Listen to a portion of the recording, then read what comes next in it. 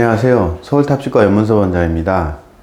오늘은 흔히 우리가 일상생활에서 볼 수 있는 잇몸에서 피가 나는 경우에 대해서 한번 원인과 치료 방법을 알아볼 텐데요. 나이가 어린 청년이나 아니면 어린 청소년층에서는 잇몸에서 피가 나는 분이 많지는 않아요. 그러나 중년, 장년으로 넘어갈수록 이렇게 잇몸에서 피가 나는 경우들이 발생을 하는데, 이것은 치주염이라고 하는 잇몸 질환의 증상 중에 하나입니다. 잇몸 질환은 굉장히 무서운데요.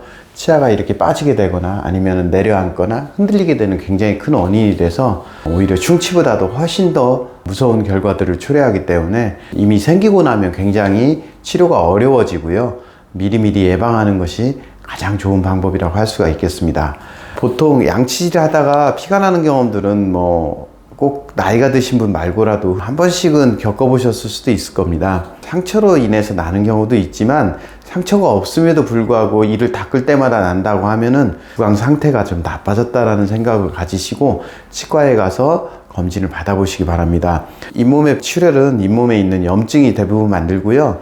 잘못된 칫솔질 습관, 또 아주 건조한 구강 상태, 이 외에도 흡연을 많이 하신다든지 아니면 당뇨나 이런 것들이 조절이 잘 안 되시는 분들한테도 흔히들 있을 수 있습니다. 제일 흔한 원인은 사실은 잇몸 염증과 그걸 유발하는 잘못된 양치 습관, 양치를 잘 못하신다든지 횟수가 적다든지 아니면 구석구석 잘 닦아주지 않을 때 많이 생긴다고 보시면 되겠습니다. 잇몸의 출혈의 원인은 대부분 양치가 아주 미흡할 경우에 발생합니다. 그러면 그 주변에 음식물 찌꺼기도 쌓이고, 그거와 함께 세균의 덩어리라고 우리가 할 수 있는 치석이 달라붙게 됩니다.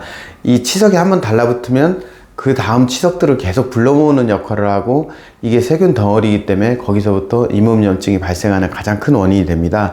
그래서 이렇게 잇몸 염증이 발생해서 잇몸에서 피가 나고 붓고 하는데, 이걸 그냥 방치하게 되면 잇몸 뼈가 무너져서 그게 이가 흔들리게 되고 이가 빠지는 하나의 원인이 됩니다. 그래서 이러한 잘못된 양치 습관을 가지고 양치질을 하게 되면 사실은 양치질을 안 하는 거나 별반 차이가 없는데요. 그래서 너무 거칠은 칫솔물을 사용하거나 또는 너무 이미 닦이지 않는 정도로 낡은 칫솔을 사용하게 되면은 이러한 것들도 하나의 잇몸 질환의 원인이 될 수가 있습니다.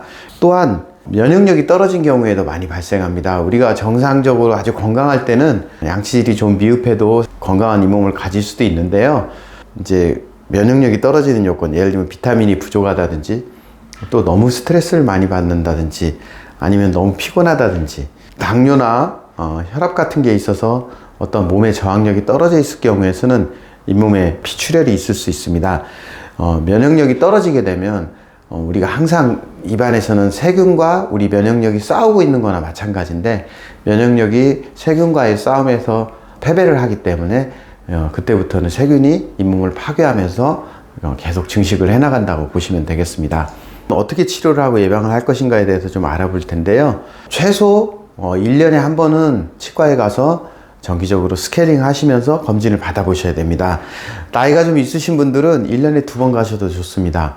보통 저는 잇몸 질환이 우려되는 장년층이나 중년층에는 1년에 2번 정도 가시는 걸 말씀을 드리고, 잇몸 질환이 있어서 생기는 잇몸 치료에서는 현재 우리 국민건강보험이 적용이 되기 때문에 그렇게 비용을 많이 안 들이시고도 충분히 치료가 가능합니다. 그리고 칫솔모가 벌어지지 않았는지 한번 확인하고, 보통 어린아이들은 충치를 예방하기 때문에 조금 단단한 칫솔을 써도 되는데, 나이가 좀 있으신 어르신들은 조금 더 부드러운 칫솔모를 쓰셔야 잇몸에서 피가 나는 게 좀 적어집니다. 우리 여러모로 좋지가 않죠. 잇몸에도 술보다는 흡연이 훨씬 더 해로운 역할을 하게 됩니다. 그래서 가능한 이제 금연을 하셔서 여기서 올 수 있는 잇몸 질환을 예방해 주시는 게 좋습니다. 흡연을 할 경우에는 잇몸에 있는 혈관이 이렇게 수축을 해서 피가 잘 안 나게 돼요. 그래서 사실은 피가 나는 여건이 적지만 잇몸 질환은 숨겨진 채로 계속 전진을 하게 되는데, 그럼에도 불구하고 피가 난다면 상당히 심각한 상황이라고 생각을 하시면 되겠습니다. 그냥 단순히 일회성이 아니라 가끔씩 이렇게 피가 난다. 그것은 우리 잇몸 건강에 적신호가 커졌다고 보시면 됩니다. 반드시 치료를 받아야 하는 상태고요. 잇몸 관리는 아까도 말씀드렸듯이 한번 나빠지고 나면 다시 좋아지기가 쉽지 않습니다.